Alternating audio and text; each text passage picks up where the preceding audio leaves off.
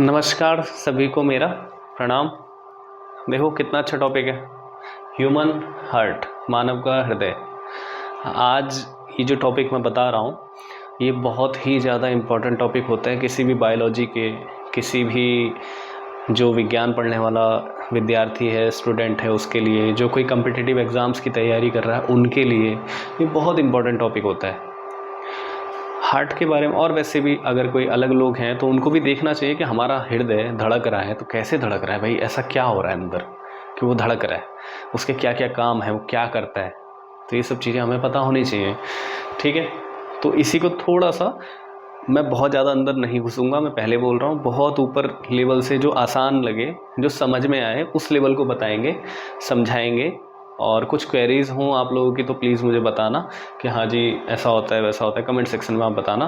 और कुछ अगर मुझसे बोलने में, क्योंकि इंग्लिश में मैंने लिखा है, ऐसा इसलिए क्योंकि हिंदी मीडियम, मुझे ऐसा लगता है हिंदी मीडियम के बच्चे जो हैं वो इंग्लिश आसानी से पढ़ लेते हैं, लेकिन अगर इंग्लिश मीडियम के बच्चों को हम हिंदी के वर्ड्स दें, अब जैसे मैं यहाँ लिख देता लेफ़्ट मतलब बायां अलिंद या बायां निलय, तो उनको थोड़ा कन्फ्यूजन होता। तो इसलिए मैंने इंग्लिश वर्ड प्रेफर किए हैं। और ऐसा नहीं है कि मैं हिंदी में नहीं बताऊंगा, मैं हिंदी में भी उनको बताता चलूँगा, ठीक है। तो शुरू करते हैं, ठीक है। सभी लोग देखना, पूरा वीडियो देखना। अगर आप पूरा वीडियो देखोगे तो मुझे ऐसा लगता है कि काफ़ी हद तक आपको समझ में आएगा बहुत अच्छे से। कुछ गलत हो, कुछ प्रोनाउंसिएशन मेरी भी गलत हो तो उसके लिए मैं पहले सॉरी बोल रहा हूँ, ठीक है। शुरू करते हैं। ह्यूमन हार्ट, ठीक है। कुछ इस तरह का हृदय का चित्र या डायग्राम कहें आप, ऐसा दिखता है कुछ हमारा हृदय। वो ये वाला नहीं दिखता है, ये कोई दिल नहीं होता है, कभी आप इसको दिल समझो, ये नहीं होता है ये दिल, ठीक है। इसको मैं मिटा देता हूँ। हमारा दिल जो असल में होता है, हृदय जो होता है वो ऐसा ही होता है, ठीक है। अब इसको आगे बढ़ते हैं, समझते हैं। भाई ह्यूमन हार्ट थोड़ा छोटा होगा, आपको देखने में परेशानी हो रही होगी, लेकिन मैं बोलता रहूँगा तो आप उसको नोट डाउन करते रहना, काफ़ी हेल्पफुल है, बहुत काम आएगा। ह्यूमन हार्ट, मानव का हृदय, मस्कुलर पंप की तरह होता है। मस्कुलर पंप, मस्कुलर से संबंधित मैं पहले 3 चीज़ें आपको बता देता हूँ। मसल्स के बारे में थोड़ा सा बता देता हूँ, वो इसके अंदर मैंने लिखा नहीं है, उससे आप समझोगे तो काफ़ी अच्छा लगेगा आपको। हमारी बॉडी के अंदर 3 तरह की मसल्स होती हैं। पहली मसल्स होती है जो इच्छा के अनुसार काम करती हैं, उनको हम ऐच्छिक पेशियाँ भी बोलते हैं, ठीक है। दूसरी होती है अनैच्छिक पेशियाँ जो हमारी इच्छा के अनुसार काम नहीं करती हैं। तीसरी मसल्स होती हैं कार्डियक पेशियाँ, जो हमारी इच्छा हो या ना हो उससे कोई फ़र्क पड़ता ही नहीं उनको, वो अपना काम करती रहती हैं लगातार, उनका ये रहता है। ऐच्छिक पेशियाँ क्या हैं? जैसे हमारा हाथ है, हमारे मस्तिष्क में एक सिग्नल हमारा मन किया कि हाँ जी हम इस मार्कर को इस हाथ में पकड़ लो, तो अब इस हाथ को पकड़ने के लिए जो हड्डियों के ऊपर मसल्स हैं उन्होंने वर्क किया ना इसको पकड़ने के लिए, तो ये हमारी इच्छा के अनुसार वर्क किया है, ये ऐच्छिक पेशियाँ हैं।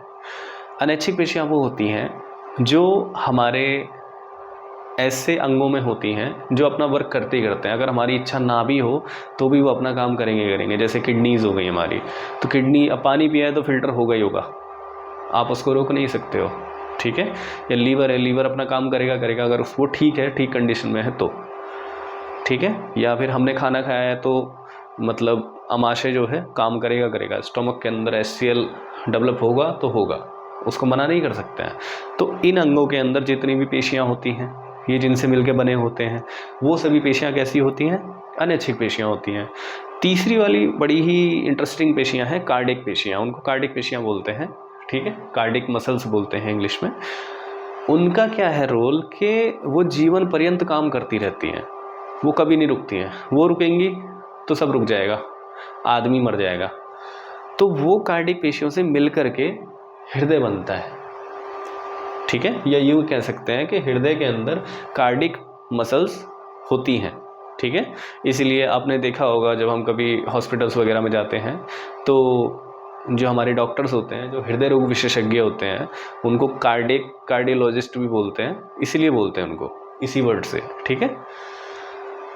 ठीक है, तो अब मस्कुलर पंप है, अब कार्डिक मसल से बना है, ठीक है। तो जाहिर सी बात है लगातार काम करता होगा, पूरी लाइफ काम करता होगा। जब से माता के गर्भ में एक भ्रूण जन्म लेता है, उसके अंदर हृदय बनता है, तब से वो वर्क करना स्टार्ट करता रहता है। दिल तब से वर्क करना स्टार्ट करता है और लास्ट तक चलता रहता है, जब तक आदमी मरता नहीं है।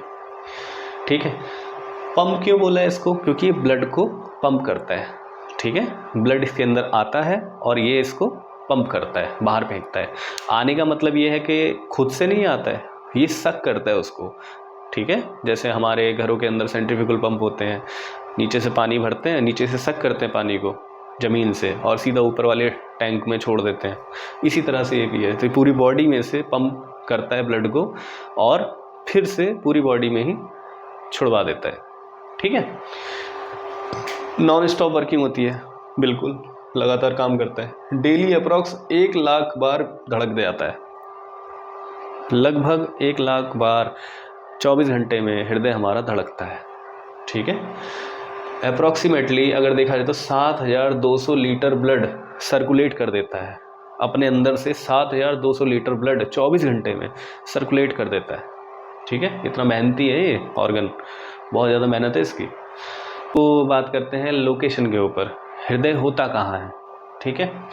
हृदय की जो लोकेशन होती है ना, वो कुछ इस टाइप की होती है, यहाँ पे इस तरीके से होती है। मैं अभी समझाता हूँ। ठीक है। तो ये एरिया जो होता है हमारा, उसको क्या कुछ डॉक्टरी लैंग्वेज में कुछ अलग अलग बोलते हैं, जैसे थोराइक कैविटी होती है, मेडियस्टनम रीजन होता है। ठीक है। तो यही एरिया होता है। ठीक है। और सेंटर ऑफ रिब्स, जो हमारी पसलियाँ होती हैं, इसके बीच में होता है यहाँ पर। ठीक है। Some left side tilt, left side नहीं है ये, एक्चुअली लेफ्ट साइड है ये गलत हो गया है मुझसे, मैं उसके लिए सॉरी बोलता हूँ। लेफ्ट साइड में टिल्ट होता है। बेसिकली अगर देखा जाए तो हम ये जान सकते हैं कि हमारा हाथ का जो मुक्का होता है ना, इतना बड़ा होता है हमारा हृदय। ठीक है। और वो कुछ इस तरीके से बीच में होता है, रिब्स के बीच में यहाँ पर, और हल्का सा टिल्ट होता है लेफ्ट की साइड में, बस हल्का सा टिल्ट होता है। इस जगह हमारा हृदय होता है, यही इसकी लोकेशन होती है। ठीक है। अब इसके अंदर क्या है, एक टफ प्रोटेक्टिव लेयर होती है, एक pericardium, stop fluid friction and working heart smoothly. ये क्या करती है ना, ये जो लेयर होती है जिसके अंदर हृदय रहता है, ठीक है, ये क्या करती है, जो उसके अंदर फ्लूइड बह रहा है ना, तो उस फ्लूइड से क्या होगा, घर्षण भी होगा ना उसका, तो उस घर्षण को कम करती है, उस फ्रिक्शन को कम करती है, जिससे स्मूथली वर्क करता रहे हृदय, अपना हिलता रहे, अपना काम करता रहे, ब्लड को पंप करता रहे। ठीक है। ये हो गया हमारा लोकेशन तक फाइनल। अब चलते हैं स्ट्रक्चर की तरफ। स्ट्रक्चर कैसा है हमारे हृदय का? हमारे हृदय में 4 चैम्बर होते हैं। ठीक है। क्या 4 चैम्बर होते हैं वो भी देख लेते हैं। राइट एट्रियम, उसके बाद आता है राइट वेंट्रिकल, लेफ्ट एट्रियम, फिर आता है लेफ्ट वेंट्रिकल। ये 4 चैम्बर होते हैं हमारे हृदय के। ठीक है। एट्रियम क्या करता है, अपर चैम्बर होते हैं, एट्रियम दोनों तरफ होते हैं, राइट वाला भी लेफ्ट वाला भी। ठीक है। दोनों का काम क्या होता है, ब्लड को रिसीव करना, अपने अंदर ब्लड को लेना। दूसरा आते हैं वेंट्रिकल में। वेंट्रिकल भी दोनों साइड के होते हैं, राइट भी होता है लेफ्ट भी होता है। इनका काम होता है ब्लड को पंप करना, बाहर भेजना। इनमें भी जो हमारा लेफ्ट वाला होता है उसके अंदर पावर ज़्यादा होती है, क्योंकि उसको पूरी बॉडी में भेजना होता है ब्लड पूरे प्रेशर के साथ, इसलिए उसकी जो दीवारें होती हैं वो काफ़ी थिक होती हैं। अगला चलते हैं, ब्लड वेसल्स की बात करते हैं। ब्लड वेसल्स हमारी बॉडी में 3 तरह की होती हैं। क्या? आर्टरीज होती है, वेन्स होती हैं और कैपिलरीज होती हैं। यहाँ तक बात समझ आई? आर्टरीज क्या है? आर्टरीज हार्ट, ब्लड और आउट बॉडी। कैसे समझेंगे इसको? आर्टरीज से हार्ट में आता है ब्लड, ठीक है, और पूरी बॉडी में चला जाता है। ब्लड जो होता है वो पूरी बॉडी में फेंकती हैं आर्टरीज, ठीक है, और हाई प्रेशर के साथ भेजती हैं। और हाई प्रेशर के साथ भेजेंगी तो उनकी दीवारें जो होंगी, उन नसों की दीवारें वो बहुत ही ज़्यादा मोटी होंगी, तभी तो पूरा प्रेशर बना पा रही हैं। ठीक है। थिक वॉल होती है उनकी। दूसरा होती है वेन्स। ये आउट बॉडी से जितना भी ब्लड होता है वो हार्ट के अंदर लेके आती हैं, यानी कि एक सक्शन क्रिएट होता है वहाँ पे, उसको ऊपर की तरफ खींच लेती हैं। जिससे सारा ब्लड वापस आता है। उनकी दीवारें उधर क्या होता है, हाई प्रेशर नहीं होता है, लो प्रेशर होता है। उनकी दीवारें जो होती हैं वो उतनी मोटी, मतलब उसकी तुलना में कम, मतलब थिन होती हैं। हो गया। अब कैपिलरीज की बात करते हैं। कैपिलरीज क्या होती हैं कि ये बहुत ही छोटी वेसल्स होती हैं, जितनी भी हैं बहुत ही छोटी नसें होती हैं, छोटी नसें होती हैं। अब ये क्या करती हैं ना, ये एक्सचेंज करती हैं ऑक्सीजन को कार्बन डाइऑक्साइड में। जो ब्लड आ रहा है इसके अंदर, वो क्या होता है कि ऑक्सीजन निकल के उनमें से और कार्बन डाइऑक्साइड के साथ जुड़ जाती हैं, या कार्बन डाइऑक्साइड निकल के ऑक्सीजन के साथ जुड़ जाती हैं। तो ये बहुत ही साइज़ में छोटी होती हैं। और ये कहाँ मिलती हैं, ये हमारे लंग्स में मिलती हैं। तभी तो वहाँ पे चेंज ओवर होता है ब्लड के अंदर, ऑक्सीजन जुड़ जाती है और कार्बन डाइऑक्साइड निकल जाती है, फिर कार्बन डाइऑक्साइड निकल जाती है, ऑक्सीजन जुड़ जाती है, ये चलता रहता है सर्कल। अब चलते हैं आगे। ब्लड फ्लो सबसे मोस्ट इम्पॉर्टेंट यही होता है, ब्लड फ्लो। जो इसको समझ गया वो बहुत अच्छी चीज़ समझ गया। इसको थोड़ा ध्यान से देखना। कैसे? मैं नहीं कह रहा कि बहुत सारा ब्लड लाओ, मैं सिर्फ एक छोटा सा 2-3 बूंदे ला रहा हूँ, ठीक है। देखो कैसे आता है। ये डीऑक्सीजनेटेड ब्लड है, यानी कि इसके अंदर कार्बन डाइऑक्साइड मिली हुई है, इसके अंदर भी कार्बन डाइऑक्साइड मिली हुई है, दोनों तरफ से आया, ठीक है। ये अपर बॉडी से आया, ये लोअर बॉडी से आया। अपर बॉडी से आया, लोअर बॉडी से आया, किस जगह आके खड़ा हो गया, यहाँ पे खड़ा हो गया, ठीक है। यहाँ से इसको, मतलब आया कैसे, पहली बात तो ये भी समझो कि इसको सक्शन मिला होगा इस एरिया से, यहाँ को सक्शन हुआ होगा, ये कंप्रेस होकर सक हुआ होगा, ऐसे करके ये बंद था, ये ऐसे सक हुआ, तो ये ब्लड क्या हुआ, यहाँ सक्शन पैदा हुआ, पूरा ब्लड यहाँ इस एरिया में आगे इकट्ठा हो गया। उसके बाद में फिर ये क्या करेगा, ये अपने आप को पंप करेगा, दबाएगा खुद को। जब ये एरिया दबाएगा तो ब्लड कहाँ जाएगा, इस जगह जाएगा। ब्लड यहाँ पे आएगा, किस जगह आएगा, ये आ जाएगा तुम्हारा, ये आ गया राइट वेंट्रिकल में, ठीक है। राइट वेंट्रिकल में आ गया। राइट वेंट्रिकल के बाद में ये पहुँचेगा, फिर राइट वेंट्रिकल अपने आप को सक करेगा, मतलब दबाएगा, अपने आप को पंप करेगा, तो वो ब्लड सीधा उठ के यहाँ पहुँचेगा और लेफ़्ट लंग की तरफ निकल जाएगा, और 2 भागों में बटेगा, लेफ़्ट लंग की तरफ भी भागेगा और राइट लंग की तरफ भी भागेगा। अब फेफड़ों में पहुँचा, दोनों फेफड़ों में जब पहुँच गया ब्लड, तो वहाँ पे क्या होगा, ऑक्सीजन वो मिल जाएगी उसके अंदर और कार्बन डाइऑक्साइड वहीं पे छूट जाएगी, ठीक है। अब उसके पास में, दोनों लंग्स के पास में ऑक्सीजन मिला हुआ ब्लड रखा है। मैं थल का बहुत छोटा छोटा करके बता रहा हूँ आपको, बहुत आसान तरीके से। अब उनके पास रखा हुआ है, तो अब इतनी ही देर में क्या होगा, ये सक करेगा, ये खुद को कंप्रेस करेगा, इस तरीके से कंप्रेस करेगा, तो ये एरिया सक्शन बनेगा, तो वो वाला ब्लड जो ऑक्सीजन लगा हुआ है वो इसमें पहुँच गया, और इधर से भी दूसरा वाला राइट लंग से भी आ गया, तो दोनों ब्लड कहाँ आ गए, यहाँ पे आके मिल गए। मिलने के बाद में यहाँ से फिर इसने पंप किया तो इसने निकाल दिया, और ये 2 बॉडी, ये भी बॉडी की तरफ चला गया और इधर भी बॉडी की तरफ चला गया। एक साइकिल आपकी पूरी हो गई। अब इसको मैंने इधर उधर जो बोला है, इसको थोड़ा सा स्टेप वाइज देख लेते हैं, एक बार फिर से देख लेते हैं, रिकॉल हो जाएगा आपको। वीडियो थोड़ा सा लंबा चलेगा तो प्लीज़ पूरा देखना। स्टेप 1 क्या है, बॉडी से ब्लड आया राइट एट्रियम में, ठीक है, जिसमें ब्लड के अंदर CO2 भी मिक्स थी, किस जगह पे, यहाँ पे। स्टेप 2 में क्या होता है, राइट एट्रियम राइट वेंट्रिकल को भेज देता है, राइट एट्रियम ने राइट वेंट्रिकल को भेज दिया। स्टेप 3 में राइट वेंट्रिकल ने लंग्स की तरफ भेज दिया, लेफ्ट और राइट दोनों तरफ। इसने कहाँ भेजा, लेफ्ट भी राइट भी, ठीक है। स्टेप 4 में लंग्स ने गैस को एक्सचेंज किया, स्टेप 4 में हो रहा है काम, ठीक है। CO2 आउट की और ऑक्सीजन इन की, ठीक है। उसके बाद क्या होगा, स्टेप 6 में लेफ्ट एंट्रियम कहाँ है, ये रहा लेफ्ट एट्रियम बोल रहा हूँ, सॉरी। लेफ्ट एट्रियम ने कहाँ पे ले आया, यहाँ ले आया ब्लड को, ठीक है। और फिर क्या होगा, स्टेप 6 में लेफ्ट एट्रियम से लेफ्ट वेंट्रिकल पे गया और लेफ्ट वेंट्रिकल से फुल बॉडी में चला गया, इस साइड से भी और इस साइड से भी, ठीक। ये ब्लड का फ्लो होता है एक, और इसी तरीके से फ्लो लगातार होता रहता है। अब आ जाते हैं वाल्व्स पे। वाल्व्स, जो ये वाल्व है ना, जो मैं ब्लैक कलर के दिखा रखे हैं, ये वाल्व क्या है। वाल्व आपने देखा होगा घरों में जो हमारी टंकी लगती है उसमें भी वाल्व लगाया जाता है, उसको घुमाने वाला भी होता है, कुछ ऐसा भी होता है कि फ्लो आ सकता है लेकिन जा नहीं सकता है, उसी तरह के वाल्व ये भी होते हैं। इनमें क्या है, ब्लड आ सकता है लेकिन बैक में नहीं जा सकता, अगर बैक में जाएगा तो ये यहाँ पे बंद हो जाएगा। ये वाल्व होते हैं इसके। तो ब्लड अंदर तो आ सकता है इनमें कभी भी क्या, जब ये सक करेंगे तब आएगा, लेकिन पीछे नहीं जा सकता है।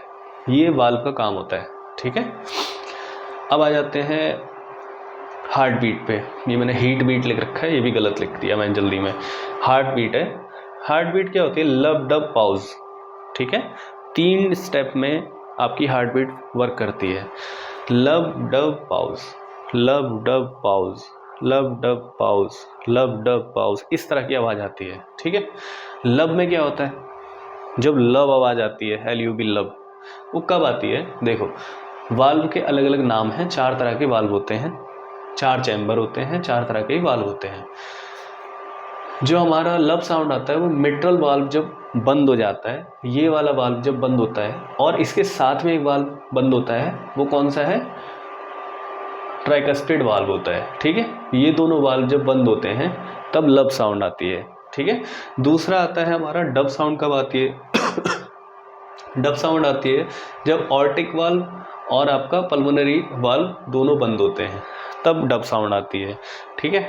और उसके बाद में जो पाउज वाली सिचुएशन है, उसमें हृदय क्या करता है, मानव हृदय ब्रेक लेता है, आराम करता है उस जगह पे, है ना।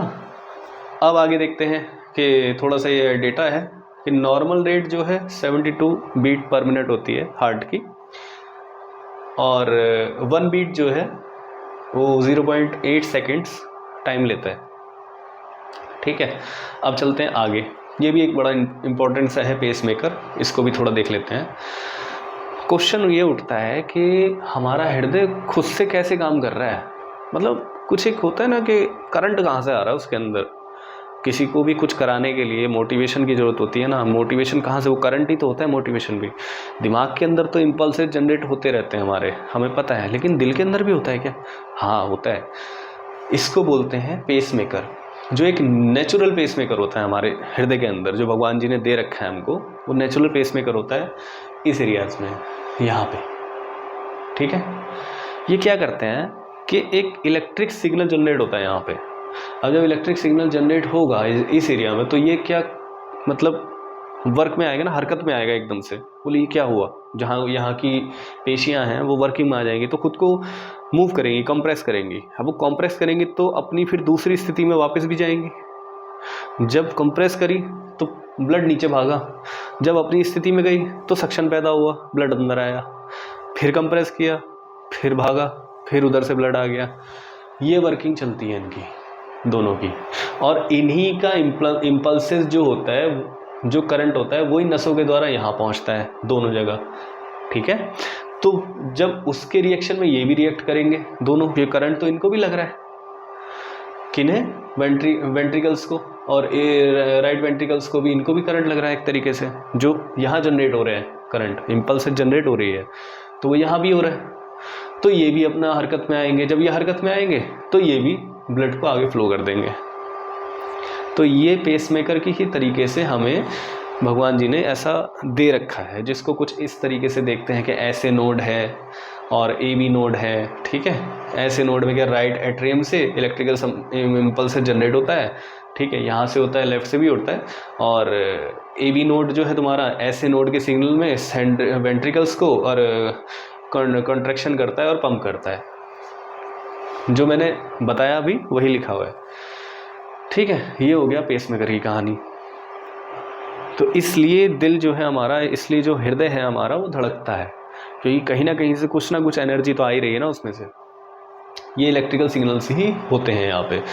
जिन व्यक्तियों की उम्र बढ़ जाती है, आपने सुना होगा कि उनको पेसमेकर लगाया है डॉक्टर ने, तो वो क्या करता है कि अपना एक बाहरी कोई मशीनी बना के, जितनी हार्ट को आवश्यकता होती है सिग्नल्स की, इलेक्ट्रिकल सिग्नल्स की या इम्पल्सेस की, उतनी वो जनरेट करके यहाँ लगा देता है उसके हृदय में। तो वो उसको उतना करंट मिलता रहता है और वो हृदय अपनी गति से काम करता रहता है। नहीं तो जो बूढ़े लोग होते हैं उनकी जो हार्ट रेट होती है वो डाउन होती चली जाती है और फिर लास्ट तक वो डाउन ही हो जाती है फिर, एक स्थिति ऐसी आती है कि फिर उसको मतलब जो आर्टिफिशियल पेसमेकर है उसको भी लगाना संभव नहीं होता है। तो इसीलिए डॉक्टर पेसमेकर लगाते हैं उन मरीजों को जिनकी हार्ट रेट कम होती जाती है। अब आगे देखते हैं हार्ट की डिजीज़। हाइपरटेंशन, ज़्यादा टेंशन वेंशन हो रही है तो ठीक है, हार्ट अटैक सुना ही होगा। इरेगुलर हार्ट बीट, यानी कि जो हार्ट बीट है हमारी, जैसे लब डब पाउज जो एक रेट आती है ना 72 BPM, तो वो कभी कभी 60 भी पहुंच सकती है, 50 भी पहुंच सकती है, या कभी कभी वो 80 भी पहुंच सकती है, वो 100 भी पहुंच सकती है। तो ऐसे में क्या है, हृदय को खतरा हो जाता है। ठीक है, हृदय की जो ये आर्टरीज हैं और वेन्स हैं, ये फटने का डर रहता है। उससे क्या है, और बड़ी समस्या आ जाएगी, क्लॉटिंग हो जाएगी ब्लड की। तो फिर तो यहाँ तो सब जाम लग जाएगा इनमें। ठीक है, तो ये कुछ डिजीज़ हैं इसके अंदर, या वाल्व डिसऑर्डर, जैसे हमारे वाल्व हैं ये सही से बंद ना हो, कुछ ना कुछ जो ब्लड आ रहा है वो वापस भी चला जाए, तो ये वाल्व ख़राब हो गया, तो इस वाल्व की जगह पे डॉक्टर यहाँ पे वाल्व डालते हैं ऑपरेशंस में, ऑपरेशन करके मरीज का। ठीक, अब कुछ फैक्ट्स की तरफ आ जाते हैं। कुछ इंटरेस्टिंग से फैक्ट्स हैं, वो भी सुन लीजिए। इतना देर आपने बोर हो गए तो, वैसे बोर होने नहीं दिया है। क्या है, हार्ट बीट जो है 1 मिनट में 70 से 80 बार धड़कती है। दिल की धड़कन 1 मिनट में 70 से 80 बार नॉर्मल है, वो धड़कती है और धड़कती भी रहनी चाहिए। लाइफ टाइम में अगर देखें तो 300 करोड़ बार या 3 अरब बार एक हृदय धड़कता है पूरी ज़िंदगी में, जब से वो शुरू हुआ और लास्ट तक। ठीक है जी। और हार्ट पावर हाई लेवल, ठीक है, जो हार्ट की पावर होती है ना, वो बहुत ही ज़्यादा हाई लेवल होती है। सोचो आप, 300 करोड़ या 3 अरब बार वो धड़क रहा है, तब जाके वो ख़त्म हुआ है। कितनी हाई पावर रही होगी उसकी अपनी। ठीक है, और जो पंप की पावर है वो भी बहुत ज़्यादा हाई होती है। ऐसा नहीं कि छोटा सा दिखता ही है कि है, लेकिन काफ़ी हाई पावर होती है पंप की। Not direct control with the brain, ये बड़ी खास चीज़ है। हार्ट जो है ब्रेन के कंट्रोल में नहीं होता है, डायरेक्टली कंट्रोल में नहीं होता है। ठीक है, बहुत छोटे छोटे इम्पल्सेस होते हैं, सिग्नल्स होते हैं, जिसका फ़र्क पड़ता है हृदय को उस स्थिति में जब हम चौंक जाते हैं या डर जाते हैं। तब हमारा हृदय जो है थोड़ी देर के लिए सहम जाता है, या जैसे सुना है कि हमको छींक आती है, तो छींक के समय भी कुछ मिली सेकेंड के लिए हमारा हृदय रुकता है। ये है फैक्ट है ये भी। तो लेकिन ये डायरेक्टली ब्रेन के संपर्क में नहीं रहता है, ब्रेन का कोई कंट्रोल नहीं है इसके ऊपर। अगर ब्रेन कहेगा नहीं हृदय रुक जाए, थोड़ी देर आराम कर ले, नॉट पॉसिबल। अगर वो आराम करेगा तो ब्रेन भी ख़त्म हो जाएगा, क्योंकि ब्रेन को भी जो ब्लड दे रहा है ना, वो हार्ट ही दे रहा है। ठीक है, और एक काफ़ी अच्छा सा है फैक्ट, वो ये है कि फीमेल्स की हार्ट बीट जो है मेल्स की मतलब मेल्स की तुलना में ज़्यादा बार धड़कती है, उनका दिल ज़्यादा धड़कता है। ठीक है, तो ये मैंने कोशिश किया आपको समझाने का कि आसान भाषा में। अब अगर आप 2-3 बार वीडियो को देखोगे तो मुझे ऐसा लगता है कि आ जाएगा समझ में। बहुत आसान है, कोई ज़्यादा हार्ड नहीं है। कुछ ये पॉइंट हैं, आप इनको ज़रूर लिखें, क्योंकि इनको लिखने के बाद में आप बहुत अच्छा सा, जो बच्चे हैं पढ़ने वाले 10th के 12th के इस एरिया, मतलब 9 से लेकर 12 तक लोगों के, तो उनके लिए काफ़ी अच्छा है। और जो कॉम्पिटिटिव एग्ज़ाम्स की तैयारी कर रहे हैं उनके लिए तो बिल्कुल अच्छा है। कहीं से भी पुट आउट हो जाते हैं क्वेश्चन। आजकल साइंस आता है, काफ़ी अच्छा आता है, सभी एग्ज़ाम्स में आता है। तो मेरे लिए मतलब मुझे ऐसा लगता है कि आप सभी को ये अच्छे से देखना चाहिए। और अगर कुछ मैं गलत कह गया हूँ या कुछ वर्डिंग इधर उधर हो गई है तो उसके लिए मैं माफ़ी चाहता हूँ आप सभी से। तो बस सेशन को बंद करते हैं अब ठीक है, बाय।